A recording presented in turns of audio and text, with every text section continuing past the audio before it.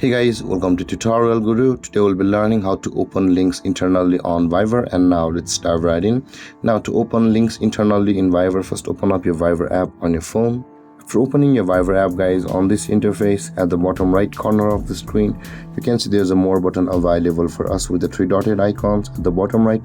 Tap on the more button, guys, at the bottom right, and you will land on this interface where you can see the settings option available for us just above my notes. Tap on settings and you land over here. Now in order to proceed, tap on the general option available for us, which is at the bottom of the list, guys. Tap on general, and you can see, guys, where it says the open links internally over here just below the sync contacts.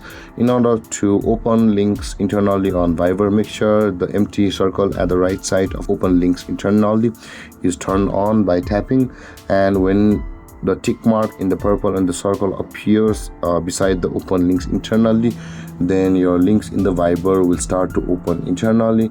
And that being done, guys, this is how you will be able to open links internally on Fiverr. And if you have any confusions or questions regarding the topic, feel free to comment in the comment section below, and don't forget to like, subscribe, and hit that bell icon for more videos. Thank you for watching, guys. Peace.